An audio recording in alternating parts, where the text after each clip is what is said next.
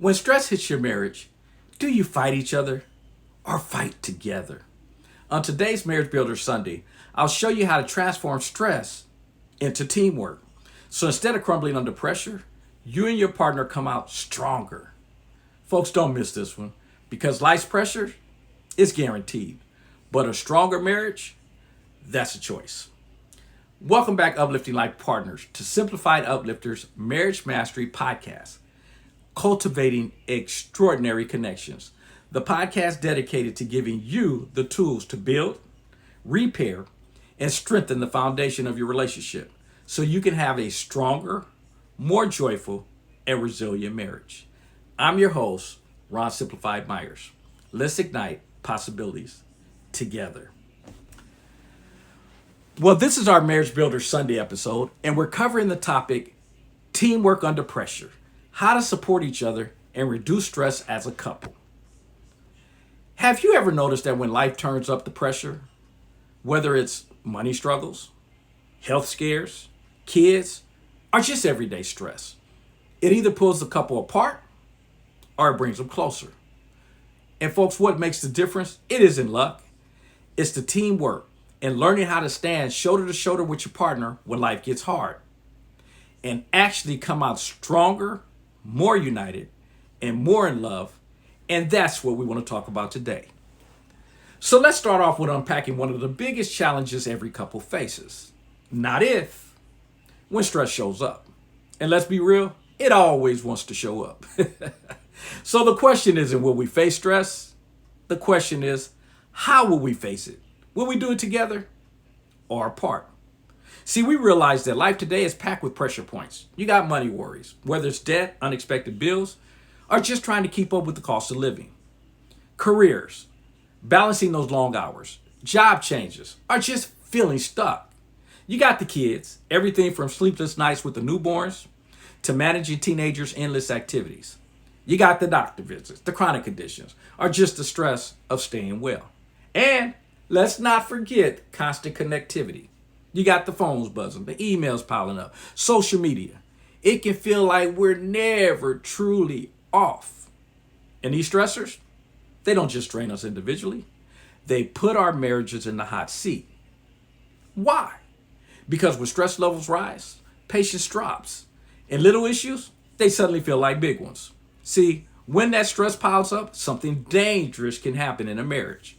Instead of standing shoulder to shoulder, as we said before, and it's us against the challenge, couples can slip into a mindset of it's me versus you. Here's an example. The stress of bills, it turns into you're spending too much. That work stress, it becomes you can never make time for me.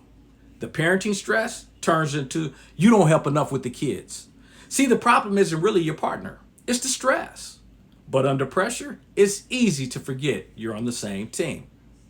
Let me share with you a quick story. There was a couple who kept fighting every month about the bills. One would accuse the other of not budgeting, while the other, they would fire back about being micromanaged. Got ugly real fast. But after peeling back the layers, they realized both of them, they were feeling the same thing. The thoughts of not having enough, a failing the family, that unknown future. But when they finally saw that it wasn't you versus me, but us versus the financial stress, they shifted. Instead of blaming, they started brainstorming solutions together, cutting small expenses, setting a weekly money check-in, working together on fine-tuning the budget. And guess what? Now you know those bills didn't magically disappear, but the tension did, because they remembered they were allies, not enemies. So again, here's the truth. Stress is inevitable. You can't eliminate it. But what makes or breaks a marriage is how you respond to it. You can let stress drive a wedge between you, or you can use it as an opportunity to grow closer, to problem solve as a team, and to strengthen the bond you already have. I want you to think back to the last time you and your partner were under pressure. Did you pull closer, or did you push apart? What was the trigger? And more importantly, how would you like to handle it differently the next time stress shows up? So let's start with a common scenario. Imagine you come home from a long day and you see a pile of dishes sitting in the sink. The words, they might come out as, "You never help," Woo! Does that sound familiar? But here's the problem. When we phrase it that way, we set our partner up as the enemy. So instead, we can reframe it. We've talked about this before. How can we solve this together? Now the problem is the dishes, not your partner. So I want you to think of one phrase you've used in frustration. How could you reframe it using the we language? You got one? All right, so that moves us to let me introduce a tool to bring this mindset to life. It's called the huddle concept. Just like a sports team, they gather before a big play.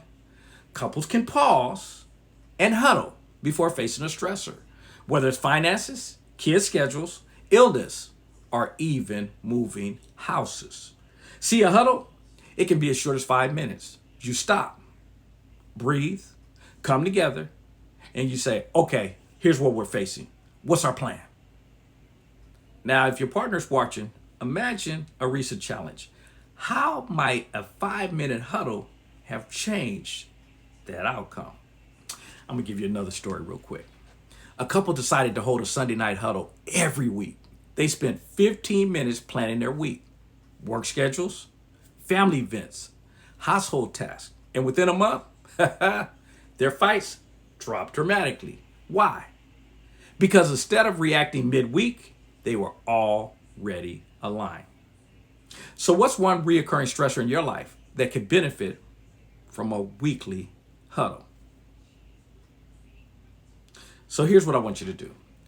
Write down one specific area, finances, parenting, or household management, where you and your partner, you guys can commit to a weekly huddle. Circle it. And again, if your partner's watching, make an agreement right now and try it this week. Well, do it after the podcast. So here's a strong recommendation. Sit down once a week for 15 minutes. Have a what's stressing us session. What's one way we can attack this as a team? All right. So this leads us to what is the best method to communicate under pressure?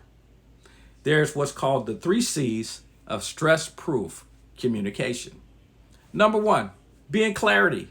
We've talked about don't assume. Say what you need. How about compassion?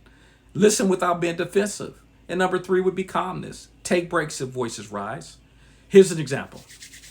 One spouse, they stressed about bills. They said, we're broke again. And instead of snapping, the other replies, I hear you're worried. Let's figure out our next step together.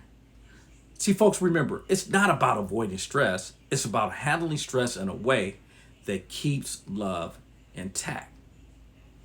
So this week, when stress hits, pause and ask, how can I be in my partner's safe place right now? All right, so let's explore a few practical strategies. One would be divide and conquer. This is where you divide the roles. And an example would be like in financial field, partner A handles budgeting and bill payments. Partner B tracks savings goals and research for big purchases. You got the parenting. Partner A manages morning routines, school drop-offs. Partner B, they oversee homework and bedtime rituals. We talk about household management.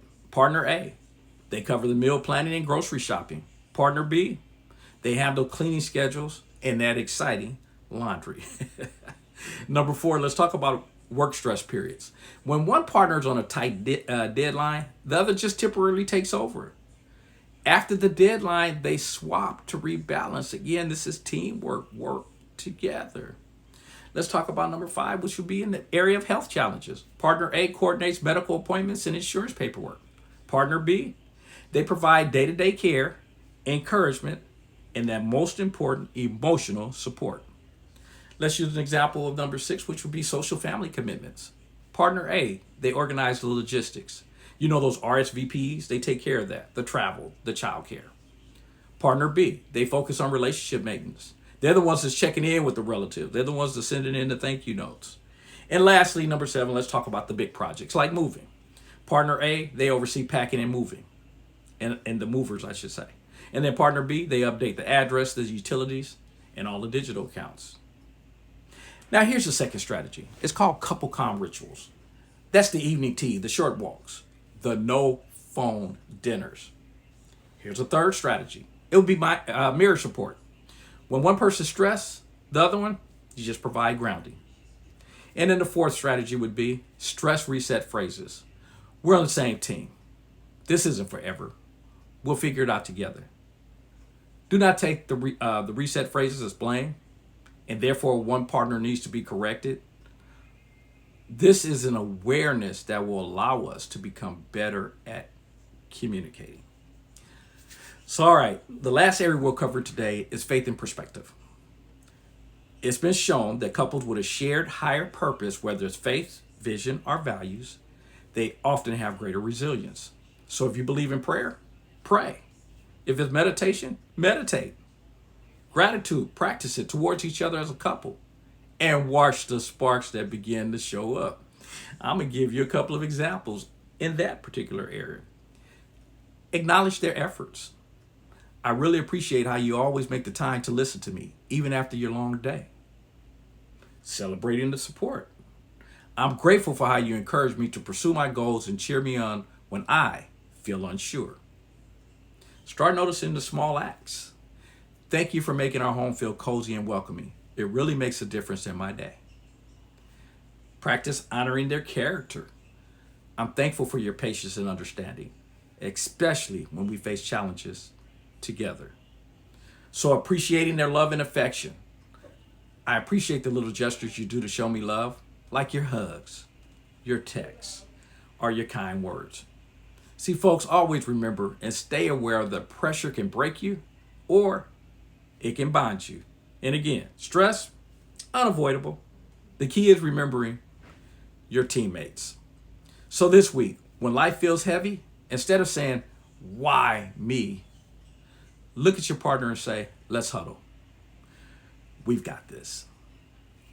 So we'll be back next week for another Marriage Builder Sunday episode. And I want you to remember to visit the Simplified Uplifters Marriage Mastery Podcast Facebook page, where you can communicate with us in a much more personal way.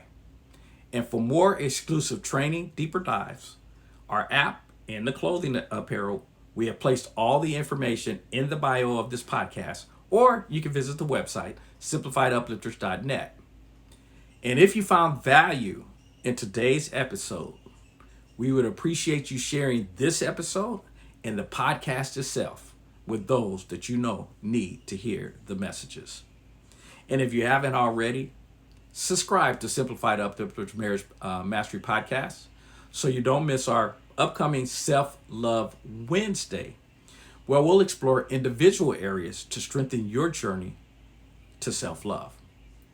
So I want to thank you again for joining me on this transformative Marriage Builder Sunday. So until next time, nurture your soul, protect your energy, be kind to yourself, and build the marriage of your dreams. Most important, remember your power. You are extraordinary.